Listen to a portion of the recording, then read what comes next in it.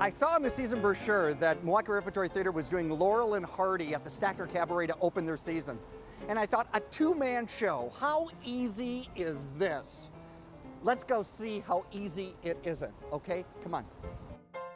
I'm happy to have the opportunity to talk with Laura Gordon. Laura Gordon is the director of Laurel and Hardy. People who'd sit in your audience have no idea the work that goes into it. Well, and I think, you look at a little play and you say, oh, it's Laurel and Hardy, it's two characters, it's in the Stacker Cabaret, how hard can it be? Trust me, there are so many elements involved. It's not only getting the play itself right, but like the iconic nature of those characters. We have to be true to who those guys were. Working out the physical bits is time consuming. It's really time consuming. And then there's singing as well. I don't have a good answer for how it all comes together. It just kind of does. I think if you get the right people in the room and you're listening to each other, that collaboration can really happen. This is the hub. And hey, Mark, how are you? This is the guy aren't you the guy that runs the place? Allegedly. Hi, Mark Clements. Hi, John. Good to see you. Thanks for having us in. Mark Clements. Hold on one second. Look at Milwaukee Rep Theater costumes for Laurel and Hardy. Let's get a little preview. Nothing. Should be an interesting production. I'm in the Flest Hall, which is the rehearsal hall for Laurel and Hardy. They're going to do this so many times before they put it up in front of an audience. That's why it's called work. If somebody were to say, why should I come see this show? What would you tell them? Bill Tyson's in it. And I'd say Jaron Nugent's in You it. guys are killing me. No, I would say, I think it's such an homage to the men. It's touching at times, and it's funny, and I think Laurel and Hardy fans will find little nuggets that they remember word for word and moment to moment. And then people who kind of remember and kind of haven't discovered them yet might go be watching these movies after this.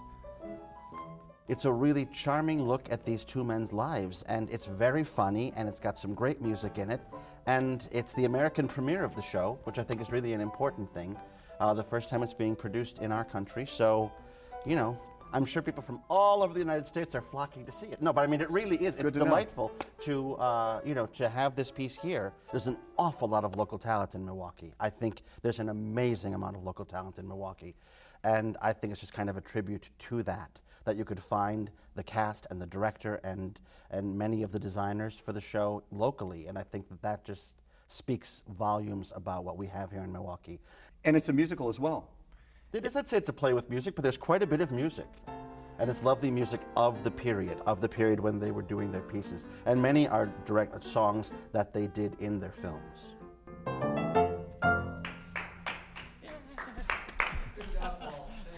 Everybody who's who is on the wall.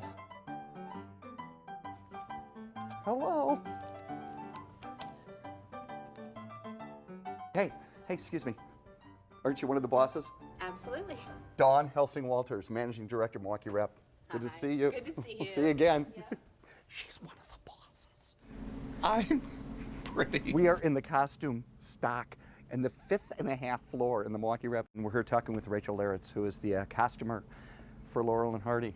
It's a two-man show, so really easy. 2 costumes, and you are out of town. Is that how it works?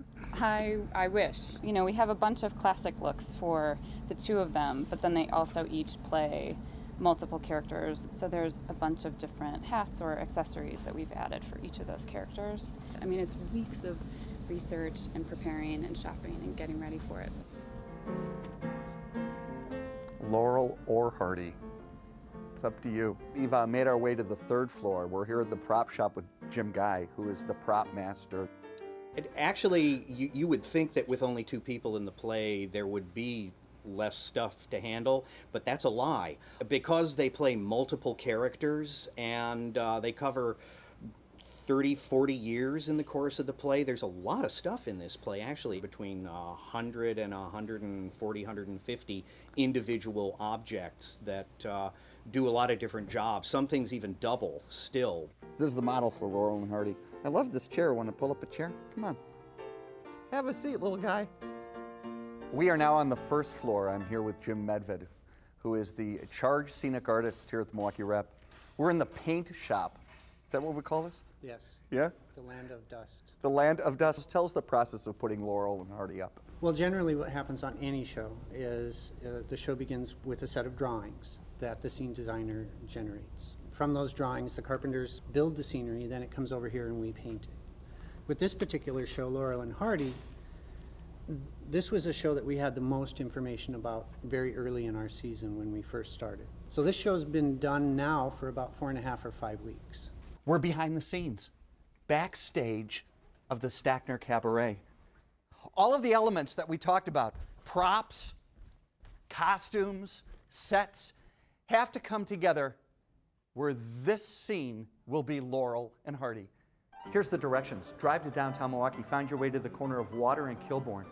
Go down to the parking structure, park your car, take the elevator up to the first floor, then find the huge escalator that will bring you to the second floor. On the second floor, you'll find the Milwaukee Rep Stackner Cabaret. It's a restaurant. There's 118 seats here in the Stackner Cabaret, and every seat is incredibly close to the stage. And that's how easy it isn't. What a great day. We have spent all day behind the scenes of Laurel and Hardy, and the only thing left to do, buy a ticket. I can't wait. Could I get one for Laurel and Hardy? Sure thing. Will I be close? As close as I can get you.